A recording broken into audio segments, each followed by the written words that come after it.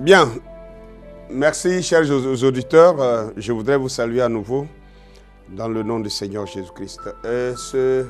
À ce moment précis, je voulais juste, c'est pas comme d'habitude, j'ai juste une petite vidéo que je voulais vous présenter. Alors, je voudrais parler un peu de l'œuvre des scientifiques, des historiens, des géologues et des archéologues et toutes ces choses-là. Voyez-vous, mes chers frères, dans la parole de Dieu, nous les chrétiens, c'est à vous que je veux m'adresser. Sachez une chose, Dieu a ses hommes dans tous les domaines. Dieu a des scientifiques vrais, Dieu a des historiens vrais, Dieu a des archéologues vrais, Dieu a des prédicateurs aussi vrais, Dieu a des médecins vrais et il a tout dans tous les secteurs. Maintenant, vous direz, j'entends d'aucuns dire, ah, voilà le pasteur Ake, depuis un temps, il est devenu un scientifique. Il est devenu un scientifique, il prêche la parole de Dieu, c'est toujours la science, c'est toujours... il nous parle des pyramides, il nous parle de ceci, de cela, il cite des historiens. Mais je vais vous dire une chose. Un vrai historien, celui qu'on appelle vrai historien, c'est un historien vrai ou un historien de bonne foi. C'est un historien, quelqu'un qui écrit, qui relate les faits sans y mettre lui-même ses propres opinions, sans y mettre sa propre foi. Ce n'est pas ce qu'il croit, ce n'est pas ce qu'il veut, mais c'est ce qu'il constate, qu'il écrit. C'est ça qu'on appelle un historien de bonne foi. Je vous donne un exemple comme celui d'Hérodote.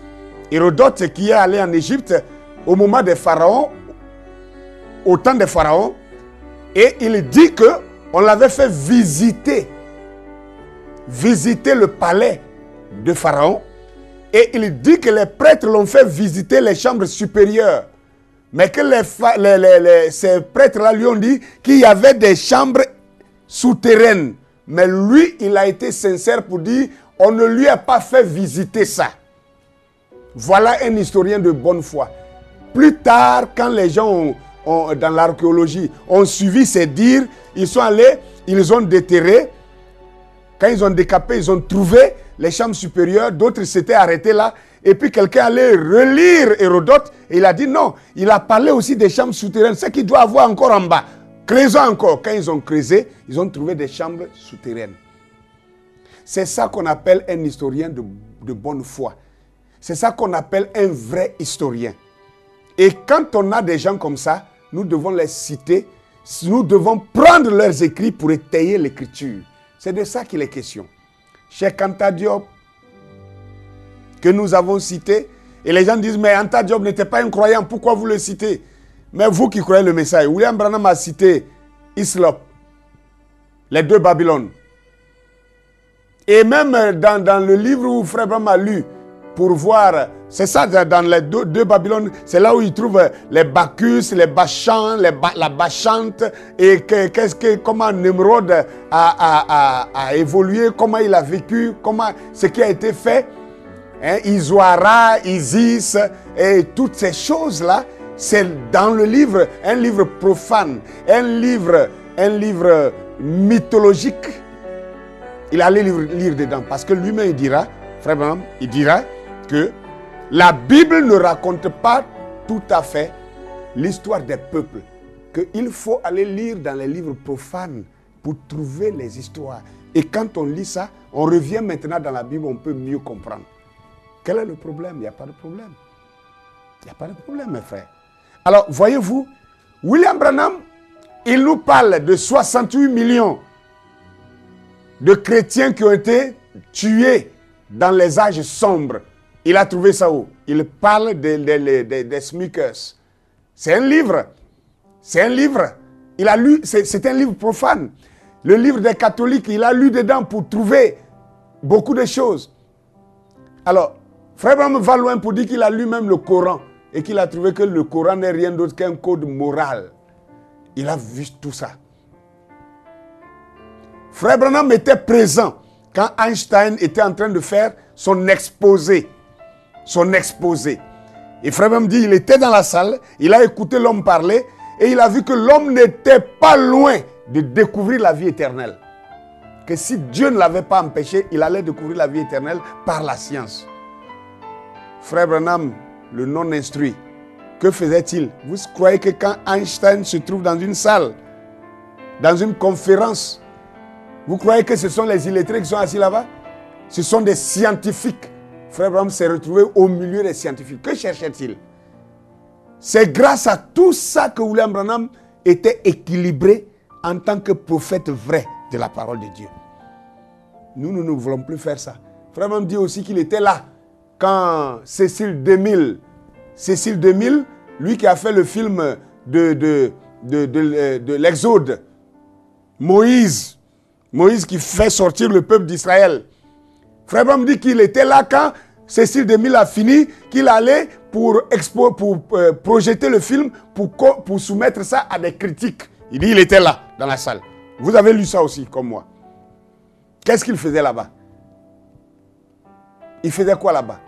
Voyez-vous, mes frères, mes sœurs, les archéologues, leur devoir, c'est de creuser et de découvrir et de ressortir les pièces justificatives des civilisations passées. Une fois qu'ils ont découvert, qu'ils ont mis ça à nu, qu'ils nous l'apportent, ça fait d'eux de grands hommes. Ça fait d'eux des hommes réputés, des grands archéologues. Et quand ils se limitent à ça, alors ils sont des archéologues de bonne foi. Mais quand ils commencent maintenant à vouloir expliquer chaque pièce, ce que ça signifie, comment ça a été fait, c'est là qu'ils déraillent. Donc nous en tant qu'hommes de Dieu, nous en tant que serviteurs de Dieu, nous en tant que croyants de la parole de Dieu, quand ces gens-là découvrent ces choses, ils ont le droit exclusif de la découverte. Mais ils n'ont pas le droit exclusif de l'explication de ce qu'ils ont découvert. Et nous avons, n'est-ce pas, ce droit de faire aussi notre analyse là-dessus et de prendre cela et de rapprocher cela à la parole et de trouver ce que ça voulait dire. C'est le travail que nous faisons. Quand le prophète nous parlait et il dit, si vous avez étudié les pyramides, quand il dit, si vous avez étudié les pyramides, lequel de vous a étudié les pyramides? Ça veut dire qu'il interpellait les gens à étudier les pyramides. Parce qu'il a dit que Dieu a écrit sa Bible dans les pyramides. Avant même que nous ayons ça là, les paroles qui sont ici là étaient dans les pyramides. Voilà pourquoi les archéologues, les égyptologues, ces gens-là, quand ils rentrent dans les pyramides, qu'ils ressortent, s'ils étaient chrétiens, ils cessent d'être chrétiens. Parce qu'ils ne comprennent pas. Ils disent que le christianisme n'est qu'un plagiat des écrits, des textes pyramidales. Mais nous, on a eu la grâce d'avoir un prophète qui nous a dit, Dieu a écrit 3 Bibles. La première Bible, c'était le zodiaque dans le ciel. Et la deuxième Bible, c'était que Dieu a écrit sa parole dans les pyramides en Égypte. Et celle que nous avons ici, c'est la 3e Bible. Donc, les pyramides ne pouvaient pas se déplacer. On ne pouvait pas déplacer une pyramide. Moïse, en voulant déplacer le peuple de Dieu du pays des pyramides pour aller à Canaan, Moïse a dû écrire, maintenant mettre cela sous manuscrit. Et c'est ça qui est devenu la Bible d'aujourd'hui. C'est ça la réalité. Maintenant, quand on étudie là-bas, on voit ce qui est écrit là-bas. Ça nous permet de mieux comprendre ici ce qui est écrit ici. Donc, les archéologues ont leur place, les scientifiques ont leur place, les égyptologues ont leur place et les prédicateurs aussi ont leur place. Les docteurs, dans le message, dans la parole, ont leur place. Le rôle d'un docteur, dans la parole, c'est de pouvoir réconcilier les prophéties bibliques avec l'actualité de tous les jours. C'est ça le rôle des docteurs. Et c'est le travail que nous faisons. Vous devez comprendre ça. Mes chers frères et sœurs, ne vous plaignez pas de ce qu'on vous lise les histoires, on se réfère à des historiens qui ont écrit en telle année, qui ont dit telle ou telle chose. Tout cela doit contribuer pour comprendre la parole de Dieu. car toutes ces choses sont la parole de Dieu. Dieu lui-même, la parole de Dieu est écrite dans la nature. Vous devez comprendre ça. Un vrai prédicateur peut regarder un arbre et voir l'évolution de cet arbre-là et ça va lui inspirer un message pour qu'il prêche. La parole de Dieu n'est pas seulement dans les pages de ce livre appelé la Bible. La parole de Dieu aussi est dans la nature. Et il faut que nous ayons l'esprit pour pouvoir déceler la parole de Dieu même dans la nature. Et quand on dit dans la nature, il y a des géologues, il y a des égyptologues, il y a des scientifiques, il y a des historiens, il y a tout. C'est le travail que nous devons faire. Réconcilier toutes ces choses, agencer toutes ces choses et les expliquer à la lumière de la parole. C'est ça le rôle des serviteurs de Dieu. Donc pour terminer, je voudrais quand même étayer mes dires avec deux citations de notre prophète. Il le dit ici dans l'exposé des 7 âges de l'Église, à l'Église d'Éphèse, n'est-ce pas, à la page 66, deuxième paragraphe, il dit « Comme cette étude allait être l'étude la plus sérieuse que j'ai jamais entreprise jusqu'à présent, j'ai cherché Dieu pendant des jours pour qu'il m'accorde l'inspiration du Saint-Esprit. Ce n'est qu'ensuite que j'ai lu les passages bibliques qui traitaient des âges de l'Église et que je me suis plongé dans les nombreux livres d'histoire de l'Église écrits par les historiens les plus objectifs que j'ai pu trouver. Dieu n'a manqué de répondre à ma prière, en effet, pendant que je lisais la parole et les livres d'histoire. Le Saint-Esprit m'a permis de voir apparaître un schéma qui se répète immanquablement au cours des siècles jusqu'à l'époque présente au dernier jour.